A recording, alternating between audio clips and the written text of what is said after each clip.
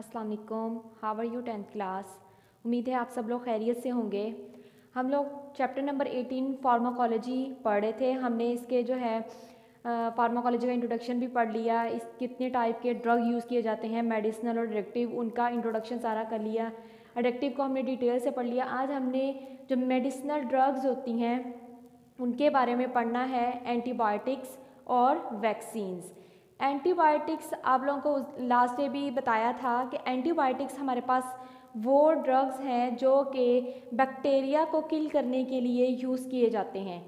जो एंटीबायोटिक्स हैं ये माइक्रो ऑर्गेनिज़म से ही हासिल किए जाते हैं और माइक्रो ऑर्गेनिज़म लाइक बैक्टीरिया को ही किल करने के लिए यूज़ भी किए जाते हैं। दूसरी है वैक्सीन। वैक्सीन का आप लोगों को बताया था ये डिज़ीज़ आने से पहले किसी भी डिज़ीज़ से बचने के लिए जो प्रिवेंशन मेजर्स होते हैं उसके लिए वैक्सीन्स को यूज़ किया जाता है। हमारे पास दो इम्पॉर्टेंट मेडिसिनल ड्रग्स हैं, एंटीबायोटिक्स एंड वैक्सीन्स। एंटीबायोटिक्स जो हैं हमारे पास वो ड्रग है जो कि किल मारता है और retard the growth of bacteria, या बैक्टीरिया की ग्रोथ को बिल्कुल रोक देता है, स्टॉप कर देता है। ये जो है हमें हासिल भी माइक्रो ऑर्गेनिज़म से ही होते हैं, लाइक बैक्टीरिया एंड फंगस। हम माइक्रो जो एंटीबायोटिक्स हैं इन्हें किससे हासिल करते हैं? बैक्टीरिया से और फंगस से। आगे बैक्टीरिया और फंजाई क्या हैं? ये हमारे पास माइक्रो ऑर्गेनिज़म्स हैं जो हमें आम आंख से नज़र नहीं आते। इनके स्पोर्स जो हैं इन्वायरमेंट में मौजूद हो सकते हैं जो कि डिजीज़ काज कर सकते हैं। टाइप जो है हमारे पास एंटीबायोटिक्स की, दो तरह के एंटीबायोटिक्स होते हैं, एक है बैक्टीरियोसाइडल, दूसरे हैं बैक्टीरियोस्टैटिक्स। हमारे पास जो बैक्टीरियोसाइडल एंटीबायोटिक्स वो टाइप्स होती हैं एंटीबायोटिक्स की जो कि बैक्टीरिया को कम्प्लीटली किल कर देती हैं, उसको बिल्कुल ख़त्म कर देते हैं, मार देते हैं।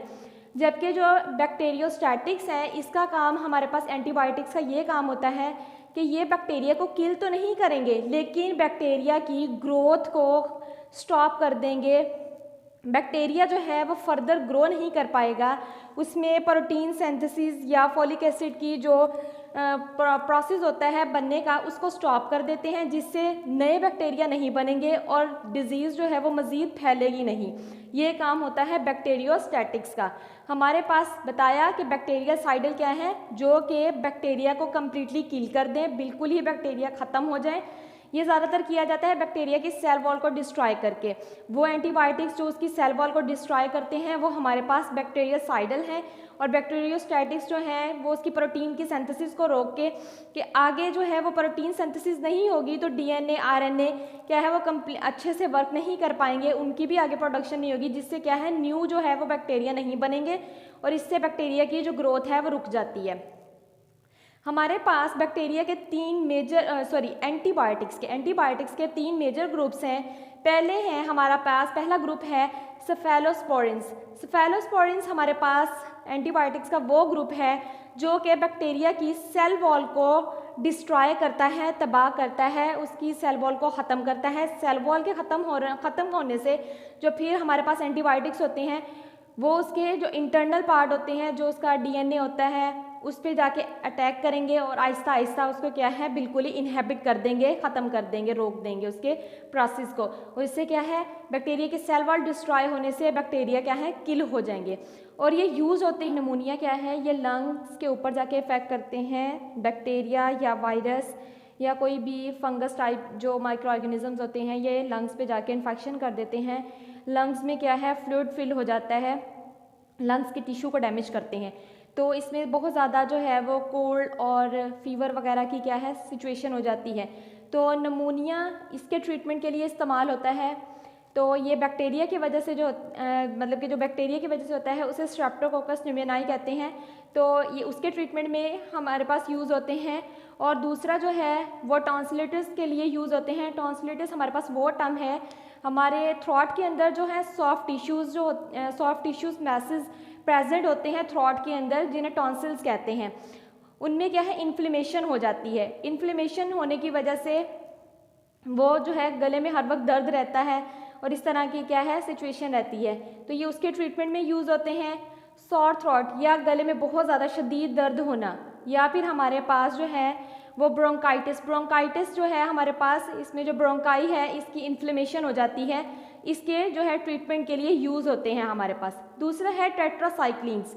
टेट्रासाइक्लिन हमारे पास जो है ये प्रोटीन सिंथेसिस को इनहिबिट कर देता है बैक्टीरिया की। जब प्रोटीन सिंथेसिस नहीं करवा पाएंगे, इनहिबिट हो जाएगी उनकी प्रोटीन सिंथेसिस, तो क्या है, नए बैक्टीरिया नहीं बनेंगे। नए बैक्टीरिया नहीं बनने की वजह से, या जब उनका ग्रोथ का जो सेक्शन है वो जब रुक जाएगा, ग्रोथ नहीं हो पाएगी बैक्टीरिया के अंदर, तो वो क्या है, आगे डिजीज़ को फैलाएंगे नहीं और ज़्यादा। दूसरा है हमारे पास ये यूज़ किस किस ट्रीटमेंट के लिए होते हैं। हमारे पास टेट्रासाइक्लिन्स जो एंटीबायोटिक्स हैं ये यूज़ होती हैं रेस्पिरेटरी ट्रैक के अंदर। जो भी रेस्पिरेटरी ट्रैक में हमारे पास डिसऑर्डर्स होंगे उसको जो है ट्रीट करवाते हैं इससे, यूरिनरी ट्रैक और इंटेस्टाइन्स को। हमारे पास जो चिल्ड्रंस जिनकी एज जो है वो 8 साल से कम होती है, ये उनको टेट्रासाइक्लिन्स नहीं दिए जाते, क्योंकि हमारे पास जो एंटीबायोटिक्स हैं ना, इनके 2 तरह के यूजेस हैं। एक हमारे पास ब्रॉड टाइप के आते हैं कि उनमें जो है बहुत ज़्यादा जो स्वेयर, मतलब कि हमारे पास केसेस, मतलब कि ज़्यादा शदीद, मतलब कि तेज़ किस्म के जो एंटीबायोटिक्स होते हैं ना, ये उस तरह के होते हैं। अगर कम एज के बच्चों को दिया जाएगा, स्पेशली तब जब उनकी टूथ की डेवलपमेंट हो रही हो, तो ये उसको जो है असरअंदाज करेंगे जाके, तो इसलिए जो कम एज के बच्चे होते हैं उन्हें टेट्रासाइक्लिन्स नहीं दिए जाते। दूसरे हैं हमारे पास सल्फर ड्रग्स, सल्फोनामाइड्स। जो सल्फर ड्रग्स हैं इसी का दूसरा नाम है सल्फोनामाइड्स। हमारे पास ये क्या करते हैं, सिंथेटिक एंटीबायोटिक्स हैं। सिंथेटिक एंटीबायोटिक्स का मतलब ये है कि हम लेबॉर्ट्री में इन्हें खुद प्रिपेयर करते हैं, और ये किससे हासिल किए जाते हैं, सल्फोनामाइड से। और ये फोलिक एसिड की सिंथेसिस को, उनके बनने के प्रोसेस को क्या कर देते हैं, रोक देते हैं। और ये हमारे पास निमोनिया के ट्रीटमेंट और यूरिनरी ट्रैक के इन्फेक्शंस जो होते हैं इनको ट्रीट करने के लिए यूज़ किया जाता है सल्फर ड्रग्स को। इनके अंदर जो सल्फोनामाइड्स हैं ये इससे हासिल होते हैं। ये हमारे पास एक थायराइड डायूरेटिक जो है, जो कि ब्लड प्रेशर को लोअर करने के लिए यूज़ किया जाता है, कि ब्लड प्रेशर अगर बहुत ज़्यादा जिस पर्सन का हाई रहता है उन पर्सन को ये जो है ड्रग दिया जाता है। हमारे पास जो थायज़माइड डायूरेटिक जो ड्रग है ये भी हमारे पास सल्फोनामाइड से ही हासिल किया जाता है, लेकिन ये एंटीबायोटिक नहीं है। नेक्स्ट है हमारे पास एंटीबायोटिक रेजिस्टेंस। एक पर्सन में बाज़ दफ़ा बैक्टीरिया जो हैं वो खुद को जो एंटीबायोटिक्स होते हैं ना, इनके खिलाफ रेजिस्टेंस अपने अंदर पैदा कर लेते हैं, और ये जो है बिल्कुल भी अच्छी सिचुएशन नहीं है, क्योंकि अगर बैक्टीरिया के अंदर रेजिस्टेंस पैदा हो जाती है एंटीबायोटिक्स के खिलाफ, तो बैक्टीरिया किल नहीं होंगे एंटीबायोटिक्स के यूज़ से। तो बाज़ दफ़ा जो है वो किस तरह से पैदा हो जाती है बैक्टीरिया के अंदर रेजिस्टेंस जो है एंटीबायोटिक्स के खिलाफ, वो ये है कि बाज़ दफ़ा तो जो बैक्टीरिया है उनका जो इंटरनल मैकेनिज़्म होता है वो रोक देता है एंटीबायोटिक्स को, उनके वर्क को। दूसरा जो है हमारे पास प्रोसेस जिससे इनहिबिट या फिर रेजिस्टेंस पैदा हो जाती है बैक्टीरिया के अंदर, वो ये है कि बैक्टीरिया अपने अंदर ऐसे जीन्स ट्रांसफ़र कर लेते हैं जो कि एंटीबायोटिक्स के अगेंस्ट रेजिस्टेंस पैदा कर देते हैं उनके अंदर। रेजिस्टेंस कहते हैं कि उनके खिलाफ उनमें लड़ने की सलाहियत पैदा हो जाती है बैक्टीरिया के खिलाफ एंटीबायोटिक्स की। एंटीबायोटिक्स ने क्या करना था, जाके बैक्टीरिया को ख़त्म करना था, किल करना था, या उनकी ग्रोथ को रोकना था। अगर बैक्टीरिया अपने अंदर उसके खिलाफ रेजिस्टेंस पैदा कर लेंगे तो एंटीबायोटिक्स उन पे जाकर असर नहीं करेंगे। जब एंटीबायोटिक्स उन पे असर नहीं करेंगे, ना तो वो किल होंगे, ना ही उनकी ग्रोथ में कोई कमी आएगी। तो इस वजह से क्या है, तो एंटीबायोटिक्स का इस्तेमाल बहुत ज़्यादा बेवजह करने से भी एक बैक्टीरिया में रेजिस्टेंस पैदा हो जाती है उस एंटीबायोटिक के खिलाफ, या फिर उस डिज़ीज़ में एंटीबायोटिक्स को यूज़ करना जो कि बैक्टीरिया की वजह से थी ही नहीं। एंटीबायोटिक्स सिर्फ उन डिजीज़ के खिलाफ यूज़ किए जाते हैं जो कि बैक्टीरिया की वजह से काज होते हैं, क्योंकि ये बैक्टीरिया को किल और इन्हीं की ग्रोथ को इनहिबिट करते हैं। अगर जो डिज़ीज़ है वो किसी वायरस की वजह से हुई थी और हम उसके लिए क्या है एंटीबायोटिक्स यूज़ करते रहे हैं, तो बॉडी के अंदर मौजूद जो बैक्टीरिया हैं वो इस अपने अंदर रेजिस्टेंस पैदा कर लेंगे, तो जो नया बैक्टीरिया भी आके अटैक करेगा तो वो भी जो है उस एंटीबायोटिक से किल नहीं होगा। तो use in disease in which they have no efficacy, तो ऐसी डिजीज़ जो कि वायरस की वजह से हुई थी और उनके लिए एंटीबायोटिक्स जो हैं वो यूज़ कर लिया गया है, तो अब जो बैक्टीरिया मौजूद हैं बॉडी के अंदर या जो बैक्टीरिया अटैक करेंगे बॉडी पर, उनमें ये रेजिस्टेंस पैदा हो जाती है कि वो एंटीबायोटिक्स अब उनके लिए बेअसर हो जाते हैं। कि डिजीज़ जो थी वो हुई वायरस की वजह से थी, उसके लिए यूज़ एंटीबायोटिक्स करते रहे, तो इस तरह से एंटीबायोटिक्स का बिला वजह यूज़ करने से भी एंटीबायोटिक्स का असर ख़त्म हो जाता है बॉडी के ऊपर। इस तरह से बैक्टीरिया के अंदर रेजिस्टेंस पैदा हो जाती है अगेंस्ट एंटीबायोटिक्स। तो इस तरह के यूजेस जो हैं उसको बिल्कुल नहीं करना चाहिए। वैक्सीन्स हमारे पास लैटिन वर्ड से वर्ड ड्राइव हुआ है।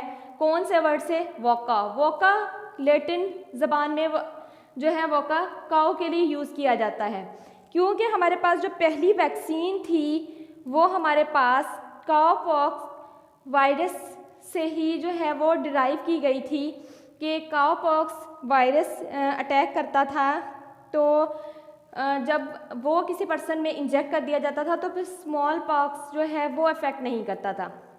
तो फर्स्ट जो वैक्सीन बनाई गई थी वो काउपॉक्स से ही बनाई गई थी, इसलिए जो वर्ड वैक्सीन रखा गया वो लैटिन ज़बान का लफ्ज़ है जिसका मतलब है काउ, वोका से ड्राइव हुआ है। ये वो मटेरियल होता है जिसके अंदर जो है वो वीकेंड किल्ड पैथोजेंस मौजूद होते हैं जो कि प्रोड्यूस करते हैं इम्यूनिटी किसी भी डिजीज़ के खिलाफ और by stimulating production of antibodies. हमारे पास जो पैथोजेंस हैं ये एंटीजेंस होते हैं, जबकि जो एंटीबॉडीज़ हैं ये दोनों एक दूसरे के मुखालिफ हैं। जब एक पर्सन के अंदर पैथोजेंस जो हैं वो दाखिल किए जाते हैं तो एंटीबॉडीज़ जो हैं वो हमारे वाइट ब्लड सेल्स में प्रोड्यूस होती हैं। वो वाइट ब्लड सेल्स क्या करते हैं, वो इन पैथोजेंस को किल करते हैं, साथ ही उनमें इतनी इम्यूनिटी आ जाती है कि वो आने वाले न्यू जो मतलब कि डिजीज़ काज करने वाले पैथोजेंस होते हैं या कोई भी व्यक्ति होते हैं वो उनको भी किल कर देते हैं, बैक्टीरियाज को। 1796 के अंदर ब्रिटिश फिजिशियन था एडवर्ड जेनर, इसने फर्स्ट जो है हमारे पास वैक्सीन बनाई थी। और इसने कैसे बनाई थी, इसने जब हमारे पास 18th सेंचुरी चल रही थी तो इसमें जो पॉक्स वायरस है ना ये बहुत ज़्यादा आम हो गया था, जिसकी वजह से लोगों की डेथ भी होने लग गई थी। तो पॉक्स वायरस जो है इसको ख़तरनाक वायरस समझा जाता था। तो ये जो एडवर्ड जेनर है इसने क्या किया, इसने एक बच्चा जो है उसके अंदर काउपॉक्स जो है इसके पस सेल्स को इंजेक्ट किया। ये काउपॉक्स जो है हमारे पास स्किन की एक डिजीज़ होती है जो कि एनिमल से ह्यूमन में मुंतकिल की उसने। तो जो काउपॉक्स था इससे उसकी स्किन पर इन्फेक्शन हुआ और उसके जब पस सेल उसने उसमें एंटर किए तो वो 1 हफ्ते बाद 1.5 हफ्ते बाद क्या है वो डिजीज़ से वो रिकवर कर गया। उसके बाद इसने एडवर्ड जेनर ने उसके अंदर सेल्स एंटर किए पॉक्स वायरस के। तो अब जब उसने पॉक्स वायरस के उसके अंदर जो है वो पस सेल एंटर किए तो उससे पॉक्स वायरस की डिजीज़ नहीं हुई। इससे एडवर्ड जेनर को पता चला कि जब काउपॉक्स के जो पस सेल किसी भी बॉडी में जब एंटर किए जाते हैं तो वो स्मॉल पॉक्स के खिलाफ रेजिस्टेंस पैदा कर देते हैं, कि अब स्मॉल पॉक्स जो है वो उस पर्सन पे इफ़ेक्ट नहीं करते, अटैक नहीं कर पाते। तो इस तरह जो पहली वैक्सीन थी वो बनाई गई काउपॉक्स से।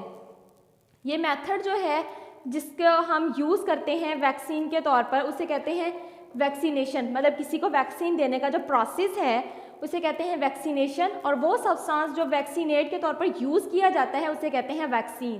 कि एक सब्सटेंस जिसे किसी भी डिजीज़ से बचने के लिए यूज़ किया जा रहा है वो है वैक्सीन, और वो प्रोसेस वो मेथड जिसमें वो अमल किया जा रहा है उसे कहते हैं वैक्सीनेशन। हमारे पास वैक्सीनेशन का मोड ऑफ एक्शन क्या है, हमारे पास पैथोजेंस जो हैं ये कंटेन करते हैं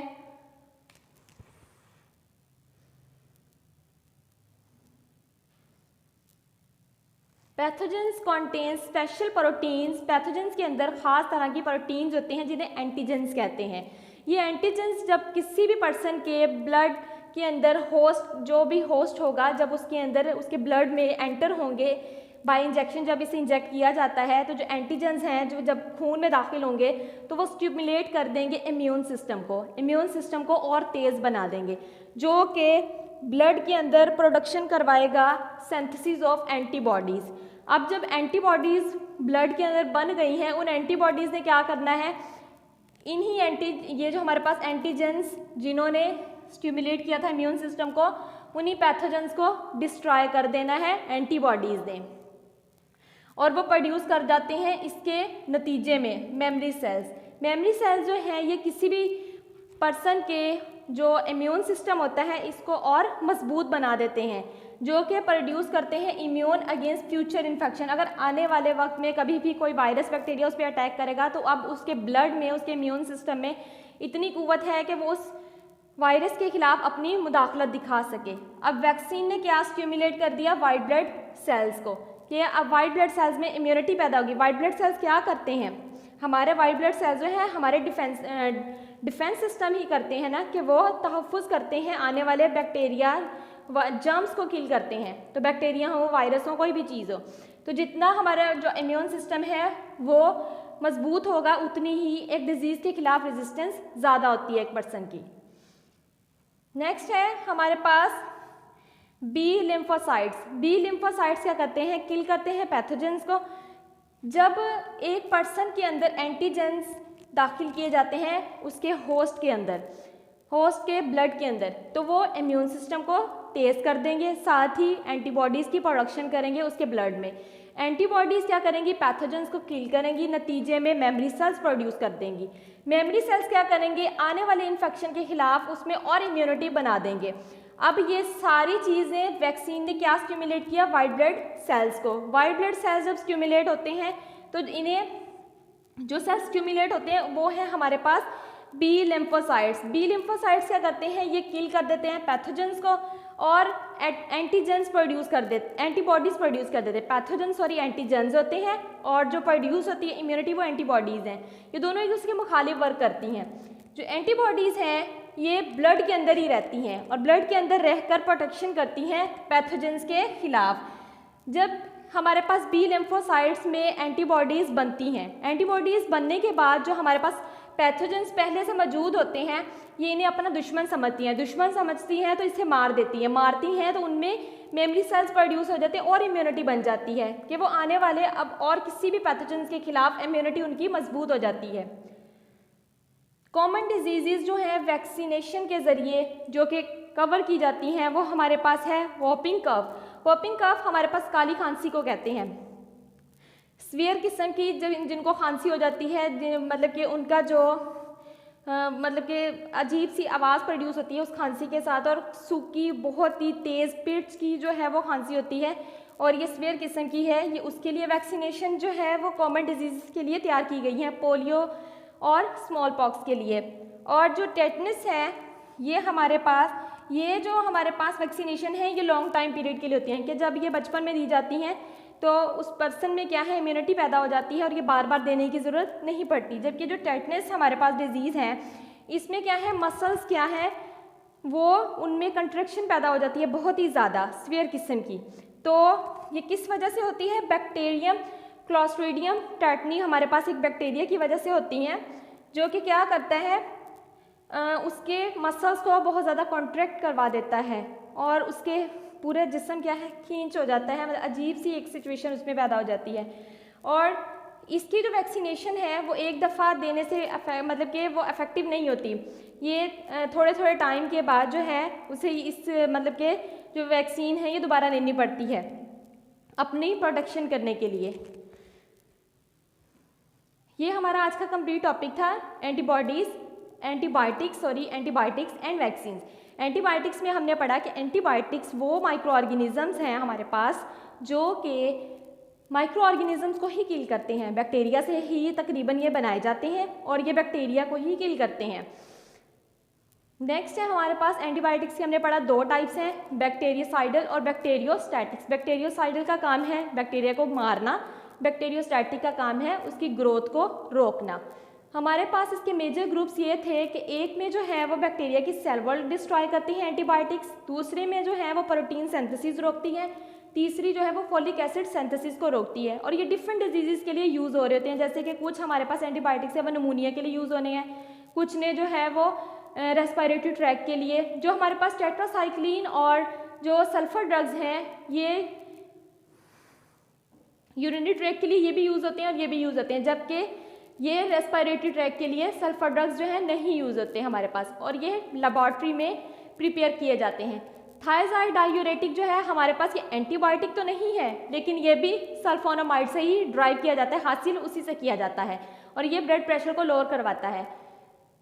एंटीबायोटिक्स जो हैं बाज़ दफ़ा बताया कि बिला वजह एंटीबायोटिक्स यूज़ कर लेने की वजह से या एक एंटीबायोटिक्स को बहुत ज़्यादा यूज़ करने की वजह से उन बैक्टीरिया के अंदर रेजिस्टेंस पैदा हो जाती है कि वो फिर एक मतलब कि उस एंटीबायोटिक्स के खिलाफ अपने मुदाखले शुरू कर देते हैं, या फिर डिजीज़ जो है वो वायरस की वजह से हुई थी लेकिन उसके लिए बैक्टीरिया मतलब कि उसके लिए एंटीबायोटिक्स को यूज़ कर लिया गया, तो क्या है ये बैक्टीरिया के अंदर रेजिस्टेंस पैदा कर देंगे जिससे बैक्टीरिया किल नहीं होंगे या उनकी ग्रोथ इनहिबिट नहीं होगी।